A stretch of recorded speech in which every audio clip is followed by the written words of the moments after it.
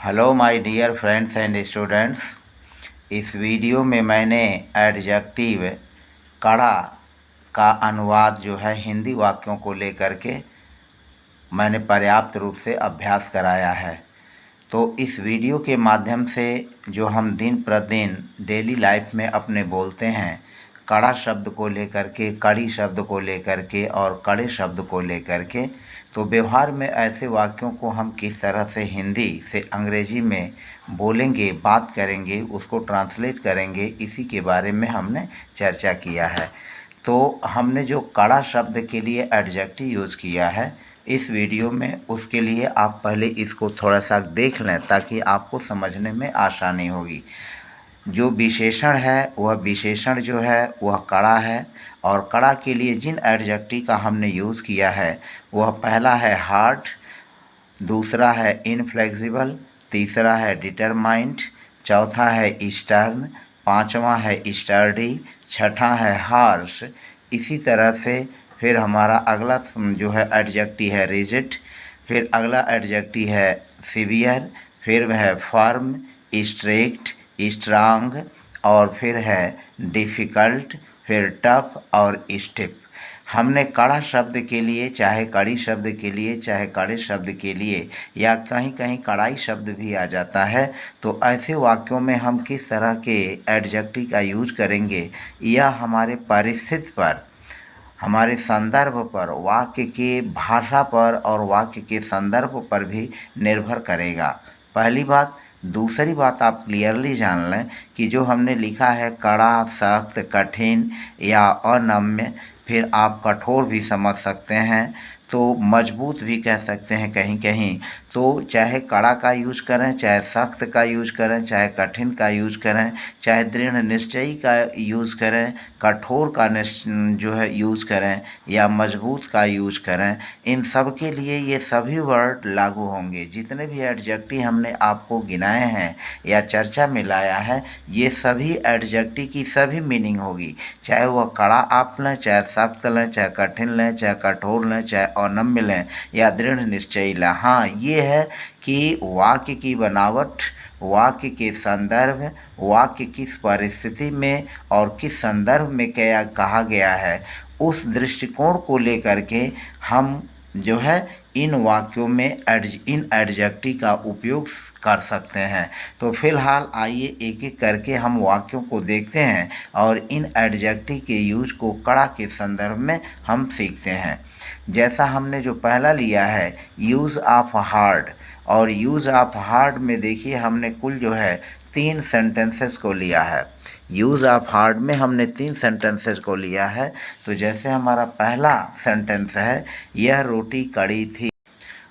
रोटी कड़ी थी, तो रोटी कड़ी के लिए होगा ब्रेड वाज हार्ड। रोटी कड़ी है, उसके लिए हम यूज़ करेंगे bread is hard. Bread is hard. फिर हमारा दूसरा सेंटेंस है, तुमने कड़ी चोट की। तुमने कड़ी चोट की, तो इसके लिए हम लिखेंगे you gave a hard blow.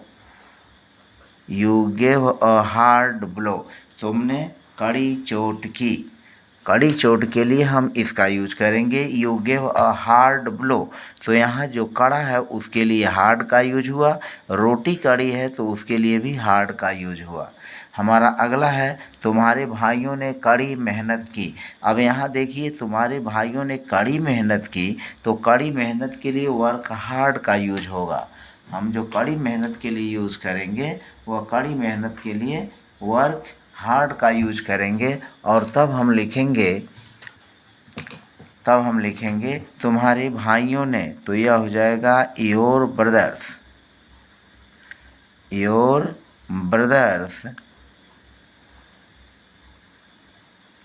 Worked hard. Past indefinite tense का वाक्य है, तो यह हो जाएगा योर ब्रदर्स वर्कड हार्ड। तुम्हारे भाइयों ने कठिन मेहनत की, यानी उसने कड़ी मेहनत की। तो यह हमारा जो है एक नेक्स्ट सेंटेंस है तुम कड़े दिल के हो। अब जो हमारा चौथा वाक्य है, चौथे वाक्य को हमने लिया है तुम कड़े दिल के हो। तुम कड़े दिल के हो, तो अब तुम कड़े दिल के हो हम इसको लिखेंगे you has a hard heart. You has a hard heart. फिर हम इसको लिख सकते हैं you have a heart of stone. यह हैव होगा, सारी हैज़ नहीं होगा, तो यहाँ पर हो जाएगा you have a hard heart. You have a hard heart. फिर हम इसको लिख सकते हैं you have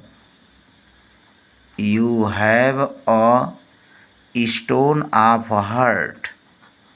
you have a stone heart. You have a stone heart. You have a stone heart. You have a stone heart. फिर हम इसको ऐसे भी लिख सकते हैं you are stone hearted. You are stone hearted. You are stone hearted. और फिर इसको अगर हम लिखना चाहें तो इसको लिख सकते हैं you have a heart of stone. You have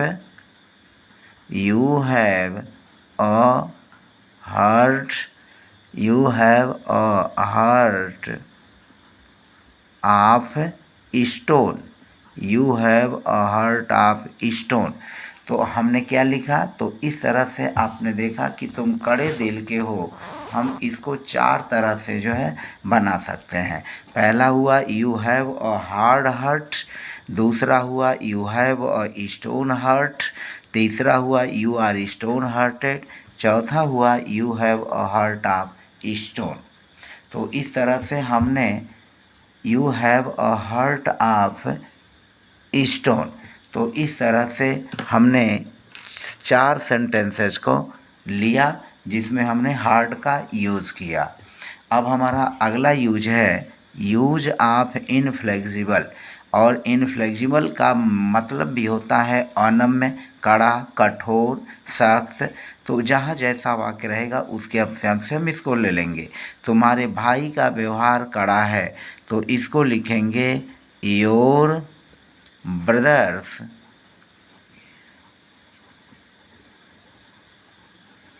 behaviour. Your brother's behavior is inflexible.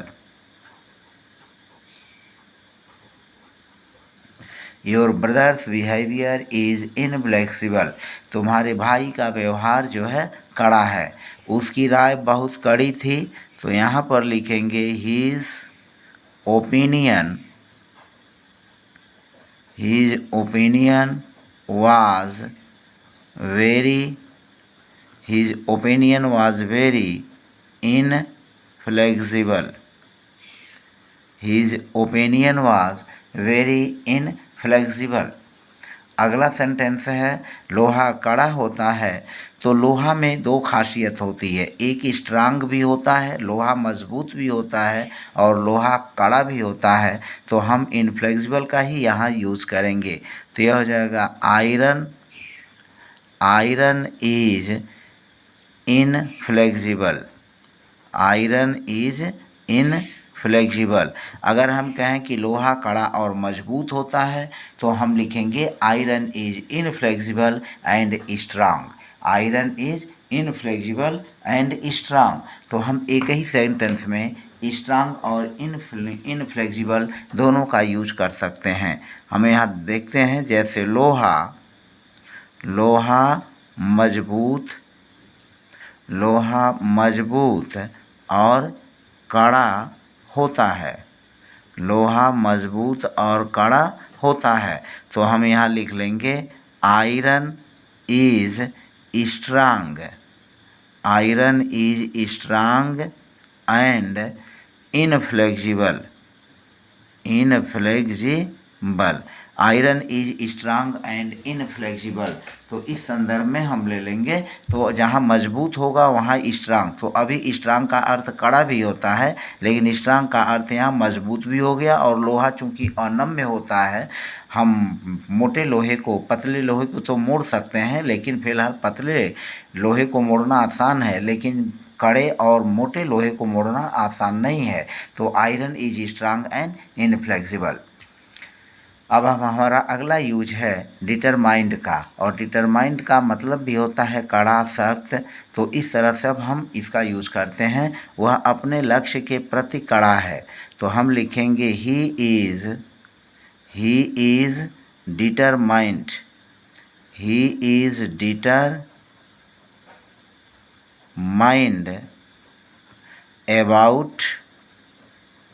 about his goal।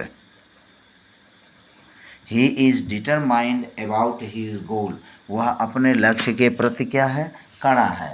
he is determined about his goal। वह अपने लक्ष्य के प्रति कड़ा है। आगे देखें, वह दौड़ जीतने हेतु कड़ी यानी अडिग है। तो वह दौड़ जीतने के हेतु कड़ी है। इसका मतलब हुआ कि वह दौड़ जीतने के प्रति जो है डिटरमाइंड है, दृढ़ निश्चयी है, प्रतिज्ञ है। तो वह दौड़ जीतने के लिए, तो यहाँ पर हो जाएगा हमारा she is determined. She is determined. She is determined to win the race। to win the race। यह हो गया she is determined to win the race. वह दौड़ जीतने के लिए क्या है? प्रतिज्ञ है, कड़ी है।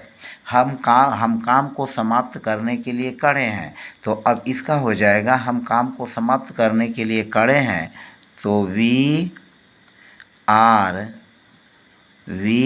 Determined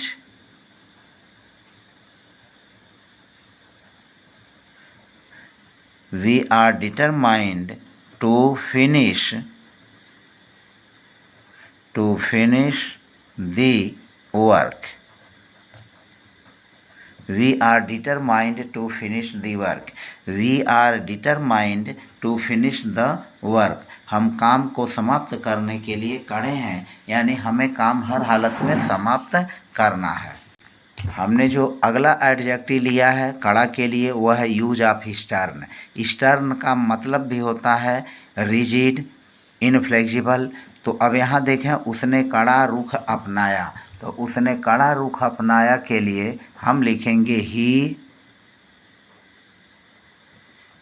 adopted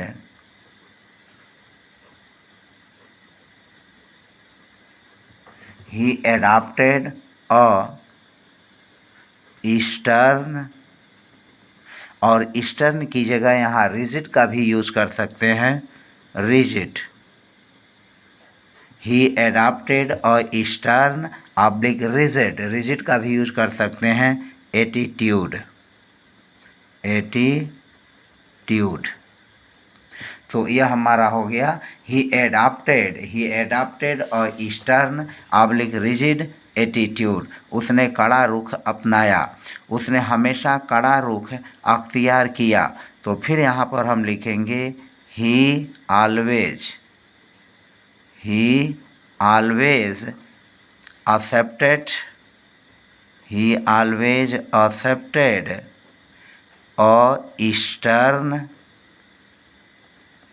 a stern attitude।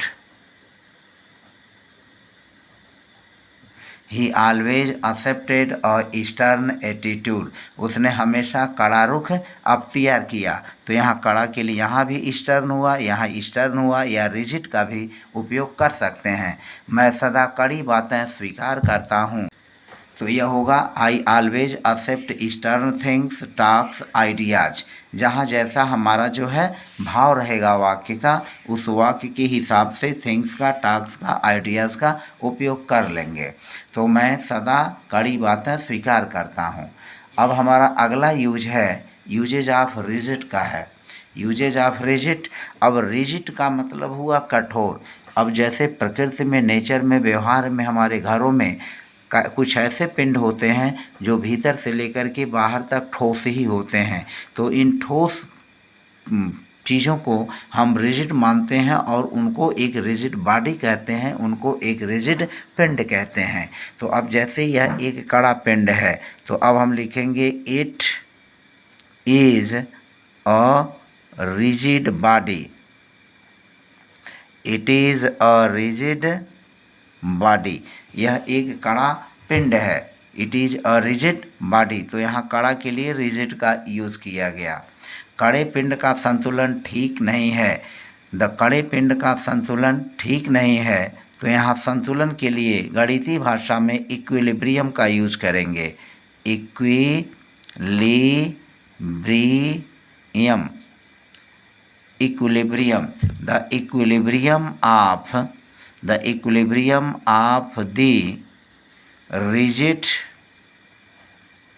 rigid body, the equilibrium of the rigid body is not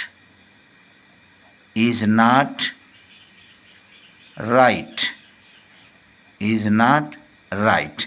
The equilibrium of the rigid body is not right, सही नहीं है। उसने कड़ा रुख अपनाया, तो यहाँ भी हम लिख सकते हैं he adopted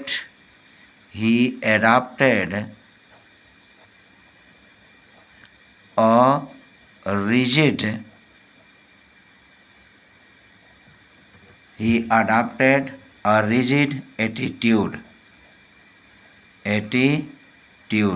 he adopted a rigid attitude। तो रिजिड मतलब उसने कड़ा अख्तियार या कड़ा दृष्टिकोण स्वीकार किया, अपनाया। तो ही adopted a rigid attitude, he adopted a rigid attitude, he adopted a rigid attitude। अब यहाँ पर हमारा अगला यूज है स्टडी का। स्टडी का भी मतलब होता है कड़ा, कठोर। तो उसके विचार कड़े और अस्पष्ट थे, तो यहाँ पर हम लिखेंगे his thoughts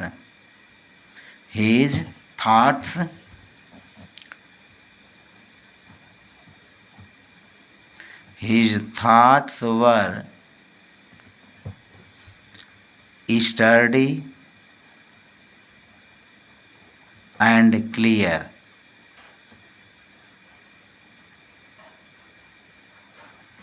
His thoughts were sturdy and clear। तो यहाँ कड़े के लिए हमने स्टडी का यूज किया। फिर है तुम्हारी भावनाएं कड़ी हैं, तो यहाँ पर हो जाएगा your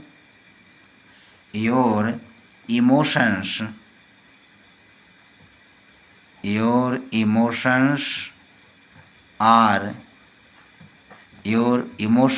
are sturdy, your emotions are sturdy। तुम्हारी भावनाएं कड़ी हैं, तो यहाँ पर यूज हमारा हुआ किसका? स्टडी का। तो स्टडी के लिए his thoughts were study and clear, उसके विचार कड़े और स्पष्ट थे। तुम्हारी भावनाएं कड़ी हैं, योर इमोशंस आर स्टडी, तुम्हारी भावनाएं कड़ी हैं। अब हमने जिस एडजेक्टिव का यूज़ किया है वह है हार्श, और हार्श मीन्स भी होता है कड़ी। तो अब यहाँ देखें, उसकी आवाज़ बहुत कड़ी है, तो यहाँ पर लिखेंगे his voice is very harsh, his voice is very harsh, उसकी आवाज़ बहुत कड़ी है। His voice is very harsh, इस जगह की जलवायु बहुत कड़ी नहीं थी, तो यहाँ पर लिखेंगे इस जगह की जलवायु, the climate of this place,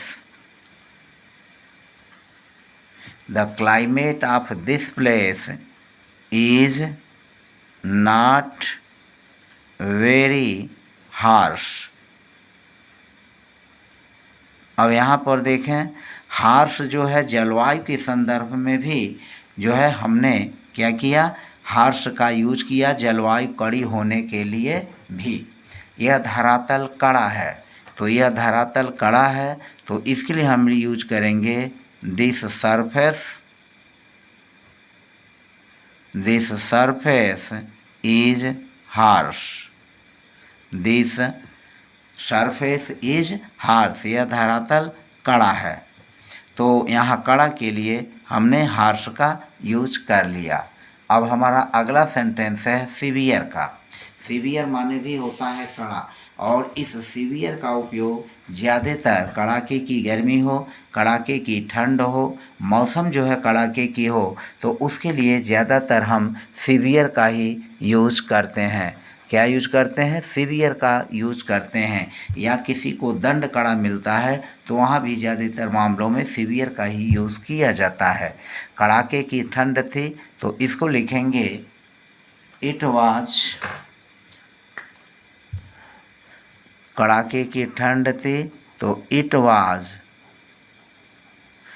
was a severe cold. It was a severe cold, कड़ाके की ठंड थी। मीरा को बहुत कड़ा दंड मिला तो यहाँ पर लिखेंगे Meera got a severe punishment. Meera got और सीवियर पनिशमेंट, मीरा को कड़ा दंड मिला तो दंड मिला गाट, मीरा गाट और सीवियर पनिशमेंट, उसके विचार कड़े थे। तो अब यहाँ पर हम लिखेंगे his opinions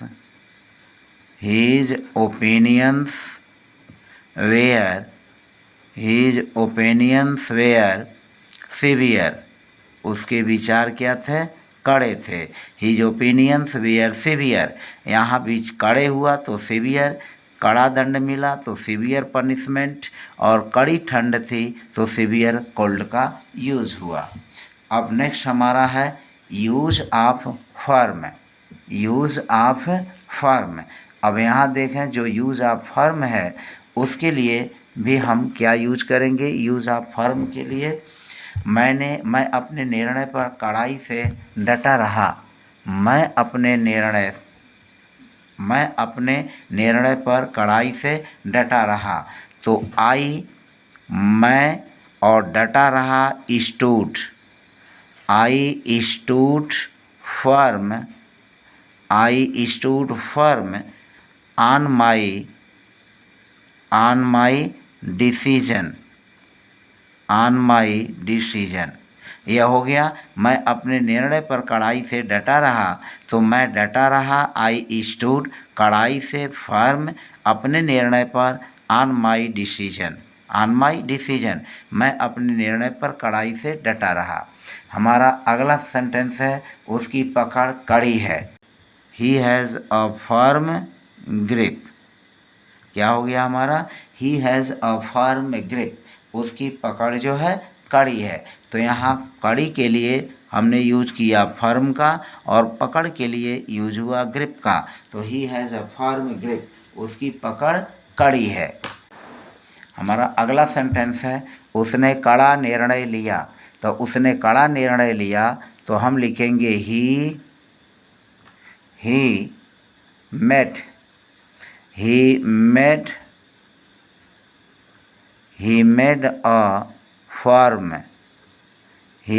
a firm decision। उसने कड़ा निर्णय लिया। he made a firm decision, उसने कड़ा निर्णय लिया, यानी उसने एक दृढ़ निश्चय किया, उसने एक दृढ़ निर्णय लिया। तो यहाँ कड़ा के लिए क्या हो गया? फर्म का यूज हो गया।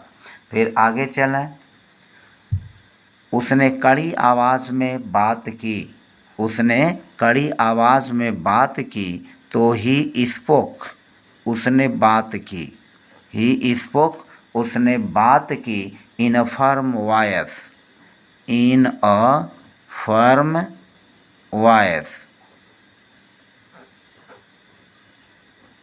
ही spoke in a firm voice, उसने कड़ी आवाज़ में बात की।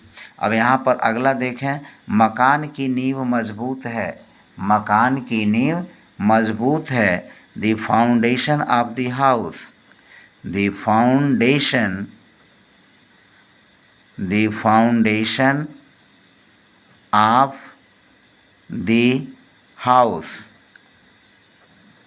The foundation of the house is firm, the foundation of the house is firm.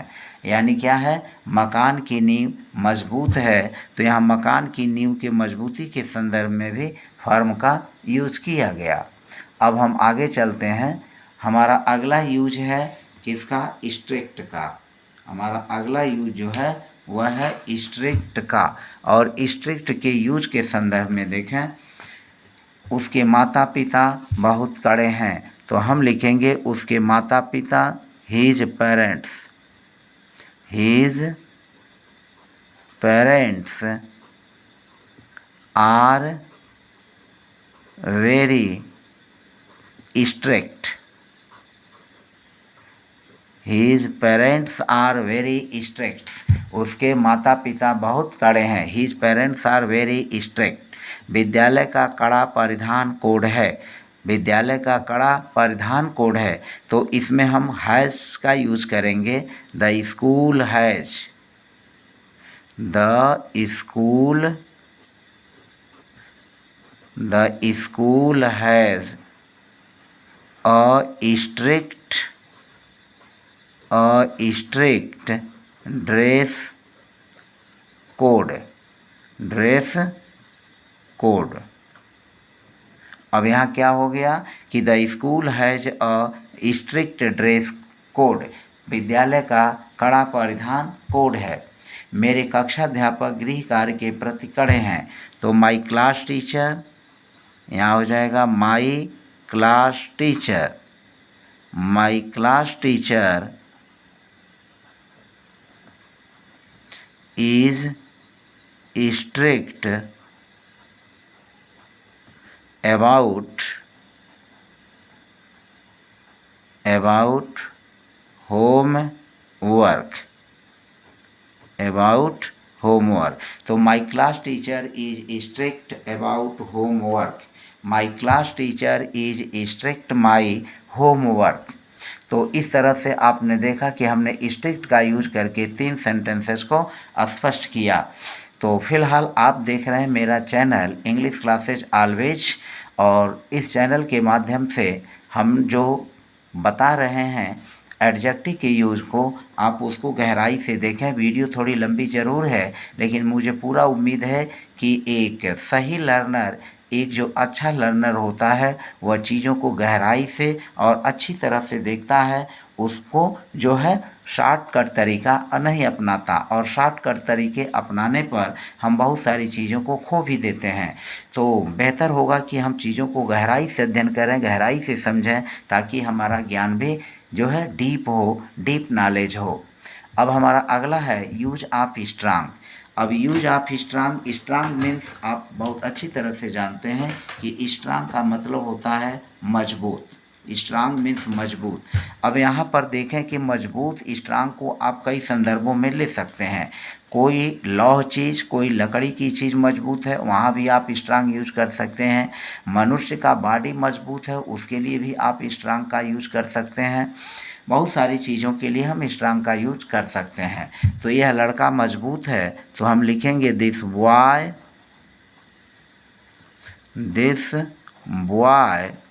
Is strong, this boy is strong.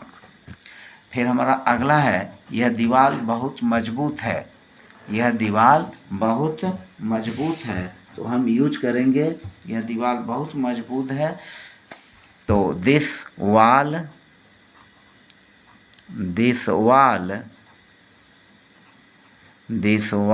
Is very strong, this wall is very strong, यह दीवार जो है बहुत मजबूत है। This wall is very strong.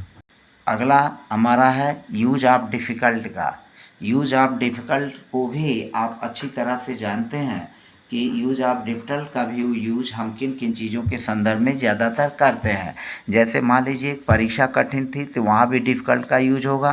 प्रश्न कोई कठिन है तो भी हम जो है वहाँ डिफ़िकल्ट का यूज करते हैं। पाठ कोई कठिन है, कोई चीज़ हमें समझने में कठिन है तो वहाँ हम डिफ़िकल्ट का यूज करते हैं। तो परीक्षा कठिन थी तो लिखेंगे the exams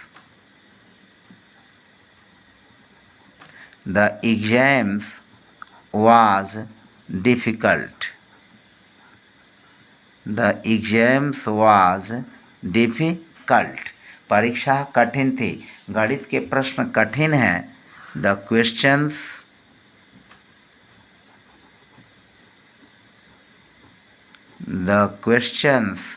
of mathematics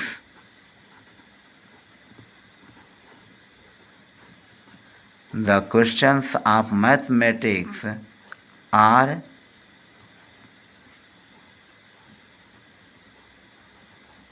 difficult. The questions of mathematics are difficult. गणित के प्रश्न कठिन हैं। तो यहाँ कठिन के लिए जो हमने यूज किया वहाँ डिफ़िकल्ट का यूज किया। हमारा अगला है use of tough. Tough means होता है कड़ा। तो यहाँ कड़ा के लिए हमने क्या लिया है, जैसे यह मांस कड़ा है, यह मांस कड़ा है तो हम लिखेंगे दिस मीट इज़ टफ। यहाँ पर क्या लिखेंगे, दिस मीट इज़ टफ। यह मांस कड़ा है, दिस मीट इज़ टफ। यह परीक्षा वास्तव में कड़ी थी, तो यह परीक्षा वास्तव में कड़ी थी, यहाँ भी हम टफ का यूज कर सकते हैं। This exam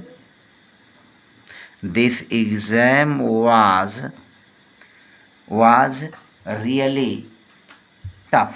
this exam was really tough. यह परीक्षा वास्तव में कड़ी थी। This exam was really tough.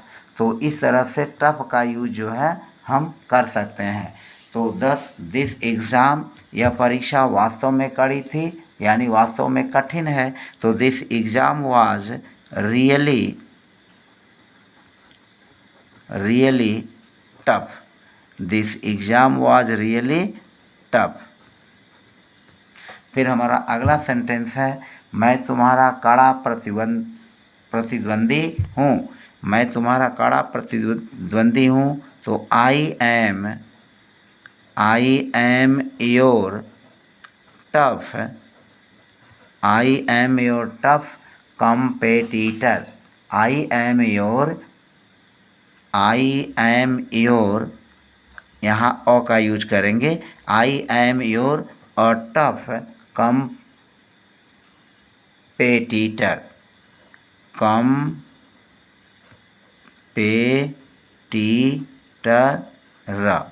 I am your tough competitor. मैं तुम्हारा कड़ा प्रतिद्वंदी हूँ। I am your tough competitor, मैं तुम्हारा कड़ा प्रतिद्वंदी हूँ। अगर हम योर का यूज नहीं करते तब टफ के पहले अ का यूज करते, तब होता मैं तुम्हारा कड़ा प्रतिद्वंदी हूँ। तो मैं कड़ा प्रतिद्वंदी हूँ तो आई एम और टफ कंपेटिटर। क्योंकि टफ के पहले योर का यूज हो गया है तो हम यहाँ ए का यूज़ नहीं करेंगे। हमारा अगला है यात्रा कठिन नहीं थी।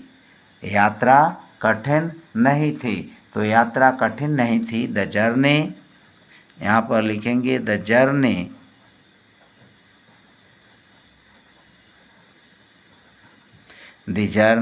Was not tough. The journey was not tough. यात्रा कठिन नहीं थी। The journey was not tough. यात्रा कठिन नहीं थी। फिर अगला है उसने कठिन समय का सामना किया। उसने कठिन समय का सामना किया, तो उसने कठिन समय का सामना किया, इसको हम लिखेंगे he went through, he went through a tough time, he went through a tough time, उसने कठिन समय का सामना किया। he went through का मतलब सामना करना, तो he went through a tough time, went through का मतलब होता है सामना करना।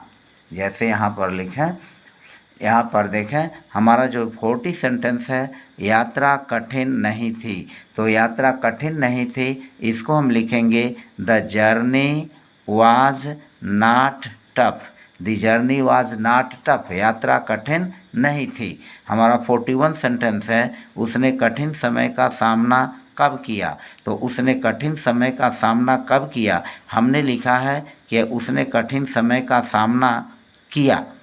उसने कठिन समय का, या कब काट देते हैं, उसने कठिन समय का सामना किया, तो he went through a tough time, उसने कठिन समय का सामना किया, he went through a tough time.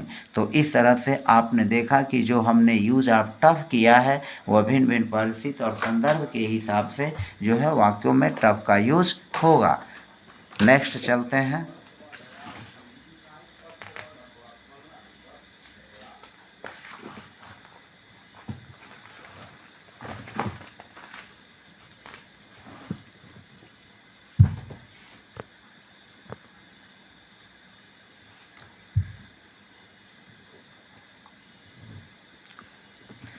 हमारा अगला यूज है, यूज ऑफ स्टिफ का है, और स्टिफ का भी मतलब होता है कड़ा। जैसे हवा ठंडी और कड़ी थी, हवा ठंडी और कड़ी थी, हवा ठंडी और कड़ी थी, तो हम इसको लिखेंगे the wind was,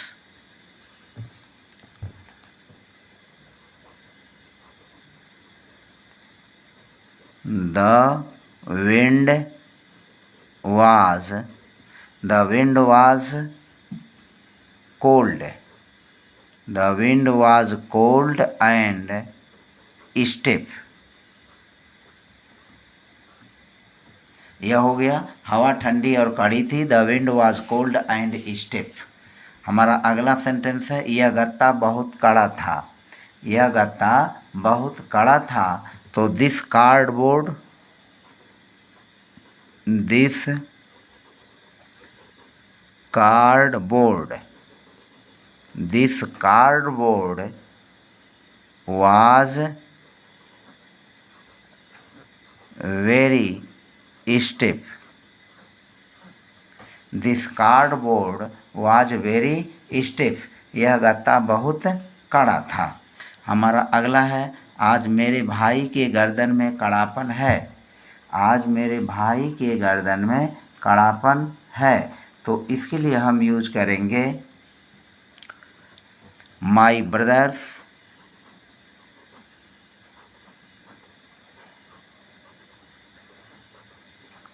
my brothers, और यहाँ हो जाएगा today, today my brother's neck, my brother's neck feels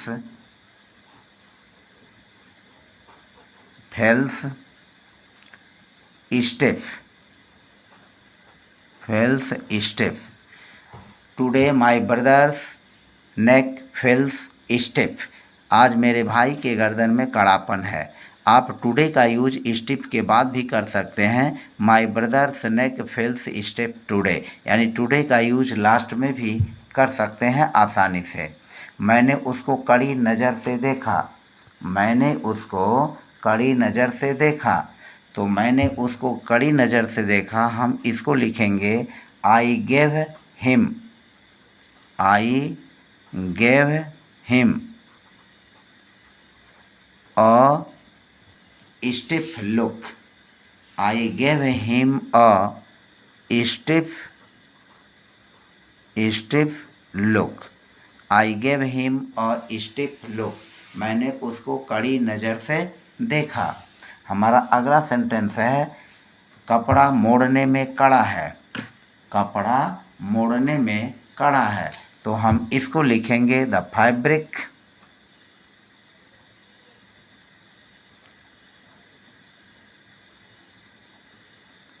the fabric is stiff, the fabric is stiff, the fabric is stiff to mould, the fabric is, sorry mould नहीं होगा, fold होगा। The fabric is stiff to fold, the fabric is stiff to fold, कपड़ा मोड़ने में कड़ा है। तो इस तरह से मैंने जितने एडजेक्टिव्स कड़े शब्द के लिए यूज़ किया उन सभी एडजेक्टिव का इस वीडियो में मैंने अभ्यास कराया और नियर अबाउट जो इस वीडियो को बनाने में और इस वीडियो के द्वारा आपको इन एडजेक्टिव का यूज़ कराने में जो वीडियो लंबा खींचा या ज़्यादा समय लगा उसके लिए आपने पर्याप्त ध्यान दिया और वीडियो को बिना स्किप किए हुए देखा। इसके लिए आप सबको धन्यवाद, बधाई। और फिलहाल आज की वीडियो में बस इतना ही। यदि आप मेरे चैनल पर नए हैं तो प्लीज़ चैनल को like, subscribe, press bell icon कर लीजिए ताकि जो है मेरे वीडियोस के नोटिफिकेशंस आपको समय समय पर मिलते रहें। तो फिलहाल आज की वीडियो में बस इतना ही। मिलते हैं नेक्स्ट वीडियो में नए टॉपिक के साथ, नए टेक्स्ट के साथ। तब तक के लिए जय हिंद, जय भारत।